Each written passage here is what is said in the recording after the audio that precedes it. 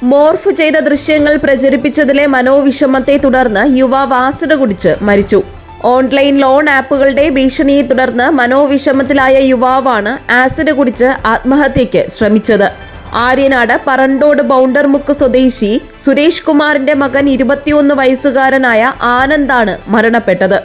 കഴിഞ്ഞ 5 ദിവസമായി Thiruvananthapuram medical college ആശുപത്രിയിൽ തീവ്രപരിചരണ വിഭാഗത്തിൽ ചികിത്സയിലായിരുന്ന ആനന്ദ് ഇന്നലെ രാവിലെ 7:30യോടെയാണ് മരണത്തിന് കീഴടങ്ങിയത്. ലോൺ തിരിച്ചടവ് മുടങ്ങിയതോടെ ആനന്ദിന്റെ ചിത്രങ്ങൾ അശ്ലീലമായി മോർഫ് ചെയ്ത് ലോൺ മാഫിയ ബന്ധുക്കൾക്കും സുഹൃത്തുക്കൾക്കും വാട്സപ്പ് വഴി അയച്ചു നൽകിയിരുന്നു.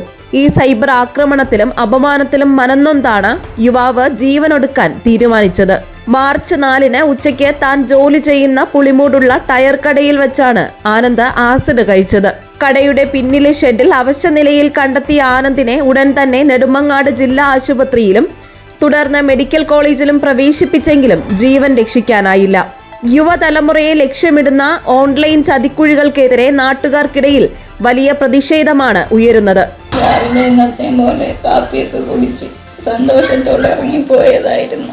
പിന്നെ അവൻ എന്തിനു പറ്റിയെന്ന് എനിക്ക് അറിഞ്ഞുകൊണ്ട് എന്നത്തെ പോലെ രാവിലെ എണീറ്റ് ഞാൻ അവൻ്റെ പട്ടികളുണ്ട്, പ്രാവുണ്ട്, എല്ലാം ഉണ്ട്. എല്ലാത്തിനും ആഹാരങ്ങളും കൊടുത്ത് കുളിച്ച് കാപ്പി കൊടുത്തിട്ട് നല്ല സന്തോഷത്തോടെ ഇറങ്ങിപ്പോയി. പിന്നീടാണ് അങ്ങനെ അറിയണത് ഇതേപോലെ പറ്റിയെന്ന്.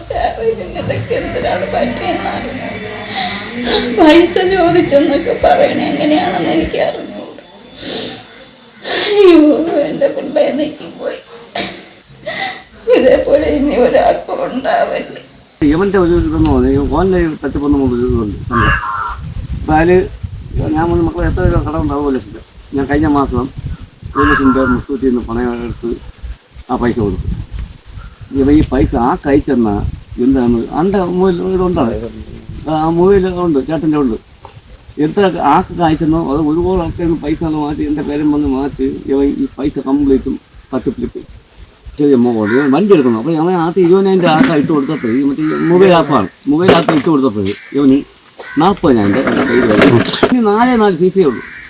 അത് കഴിഞ്ഞ മാസം ഞാൻ ഇവൻ ഈ സംഭവത്തിൻ്റെ അന്ന് ഞാൻ 3,000 കൊടുക്കുന്നു, എൻ്റെ പെണ്ണ് 2,000 കൊടുക്കുന്നു, 5,000 കൊടുത്തു. അത് അടച്ചടച്ചില്ലെന്ന് പറഞ്ഞത്. ഇനി 4 CC ഉള്ളൂ മൊത്തം അടയ്ക്കാനുള്ളത്. അത് 1,50,000 മുകളിൽ പോകും ആ വണ്ടിയുടെ വില. ഇത് വട്ടിപ്പലിശക്കാരന്മാർ കുടിക്കുന്നു പറഞ്ഞാൽ ആനന്ദിന്റെ മരണത്തിന് ഉത്തരവാദികളായവരെ നിയമത്തിന് മുന്നിൽ കൊണ്ടുവരാൻ സൈബർ സെല്ലിന്റെ സഹായത്തോടെ പോലീസ് അന്വേഷണം ഊർജിതമാക്കിയിട്ടുണ്ട്. GTV news, Kattakada.